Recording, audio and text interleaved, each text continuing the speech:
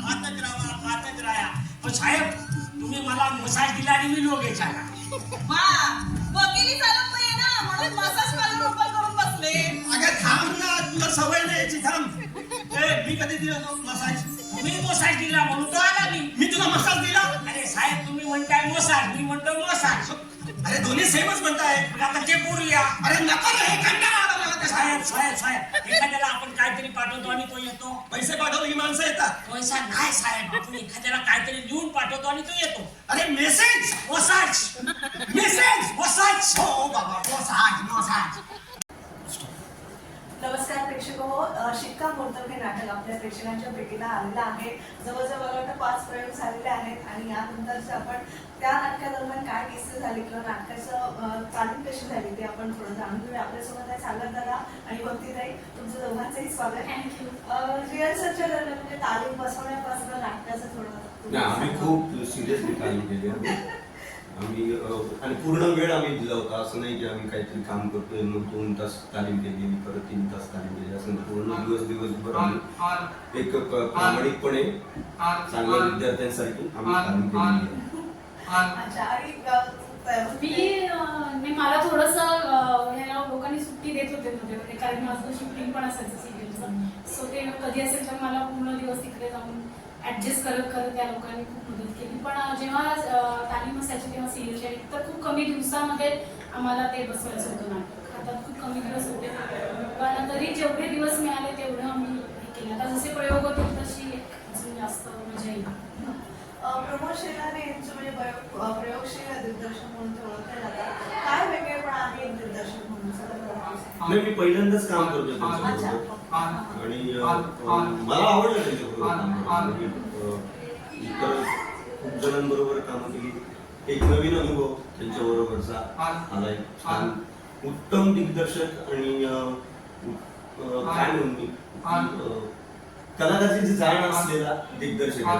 स्वतः ते कलाकार असल्यामुळे कलाकारांच्या मनात काय असतं काम करताना ते जाणून घेणारे ते दिग्दर्शक आहेत. म्हणजे आमच्या नाटकाचे लेखक पण तेच आहेत आणि नाटक लिहून मला त्यांनी जेव्हा पहिल्यांदा वाचून दाखवलं तेव्हाच ते इतकं सुंदर वाचलं त्यांनी ते आणि त्या वाचनाच्या ह्याच्यातच मला असं वाटलं की नाटक आपण करायला पाहिजे. इतकं तो इम्पॅक्ट होता नाटकाच्या वाचनाचा. सो ते तेव्हाच कळलं की हे नाटक सुद्धा ते किती छान बसवतील किंवा मी पहिल्यांदाच काम करते. सो मलाही ती खूप मजा आली. ते रिलॅक्स ठेवून पुढच्या आर्टिस्टला रिलॅक्स ठेवण्याचं पहिल्यांदा काम करतात आणि मग याच्याकडे काम करून घेतात. अजिबात टेन्शन नसतं असतं.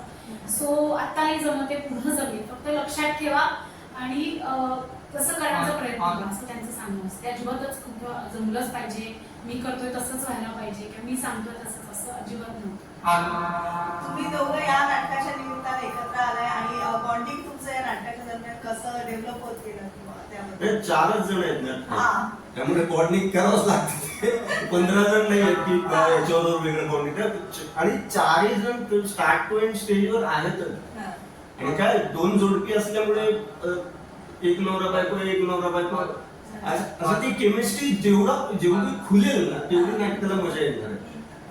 आणि तो अनुभव आम्हाला प्रयोगाच्या दरम्यान येतोच आहे आणि हळूहळू नाटक अजून खुलत जाते प्रयोगामध्ये. पण काही तुला विशेषतः आव्हानं किंवा वेगळेपणा असं काय जाणवलं? विनोद टायमिंग सेन्स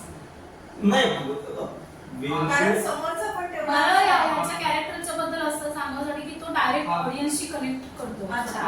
सो ती एक थोडी गंमत आहे असं मला वाटतं याच्याबद्दल. आणि मला माझ्या कॅरेक्टरमध्ये सुरुवातीला मी खूप काय एक विनोदी कॅरेक्टर पात्र म्हणून येईल लोकांच्या समोर पण एंडला जाताना ते किती सिरियस होते आणि ते का असं आहे ते सगळं तर ते मला चॅलेंजिंग वाटलं की हसवता लोकांना थोडंसं एक टोचून घेऊन जातं ते कॅरेक्टर.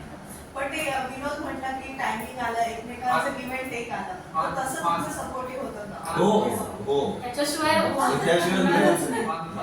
माझे जास्त सीन किंवा माझं आहे ते काम मला वाटतं कांचन बरोबर आणि याच्या बायकोचं जे काम करते स्नेहा तिच्या बरोबर आहे.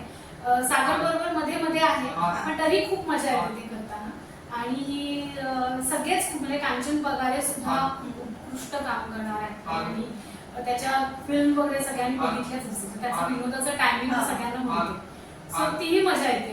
कांचन दादा तुझ्याबद्दल पण मगाशी भरभरून बोलला की तुझ्याकडनं बरं शिकायला पण मिळतंय. तर ते एक वेळ इतक्या वेळ काम करून सुद्धा इंडस्ट्रीमध्ये सुद्धा नवीन काहीतरी सातत्याने शिकायला मिळणं हे फार महत्वाचं आहे. तुम्ही जेवढे प्रयोग कराल प्रत्येक प्रयोगातून तुम्हाला काही ना काहीतरी मिळत जातं. प्रत्येक प्रयोग हा म्हणून तर आपण प्रयोग म्हणतो ना, आपण शो नाही म्हणतो, तो प्रयोग म्हणतो.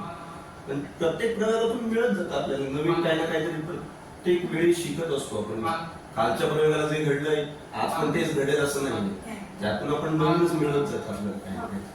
आता एकंदरीत बरीच नाटकं आहेत, विनोदी अंगाने चालणारी नाटकं आहेत, तर या नाटकाचं शिक्कामोर्तबचं वेगळेपण काय आहे?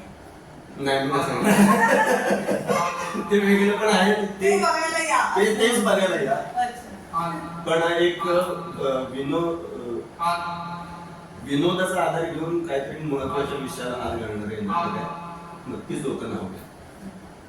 तेच मला तेच म्हणायचं, लोकांना एंडला कळणार पण नाही की हे याच्यासाठी एवढा सगळा हे केलं होतं का. तो महत्वाचा विषय आहे.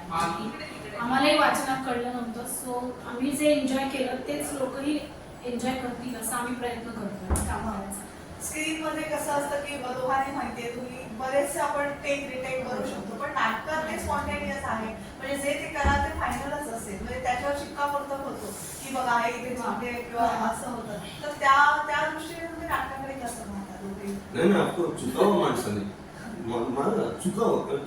चुकीतूनच आपण शिकत जातो आणि आपण आपल्या काय चुका होत आहेत हे आपल्याला कळणं पण फार गरजेचं आहे. ती चूक आपण नंतर पुढे करत नाही.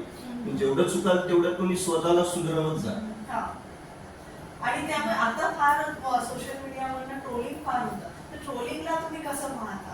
नाही मी लक्षच देत मी पण फार काही कारण मग तेच एवढं डोक्यात कसं होणार. मी पण फार कारण लोक त्या कुठल्या मेंटॅलिटी मध्ये काय बोलत असतात ते आपण कसं हे करणार, जज करणार. ते आपल्याला जज करतात, आपण लोक जज करायला. प्रेक्षकांना काय आव्हान करूया आपण नाटक पाहण्यासाठी? काय शिक्कामोर्तब नाटक जिथे लागेल नाट्यगृहामध्ये तिथे नक्की बघा, तुम्हाला नक्की आवडेल. थँक्यू.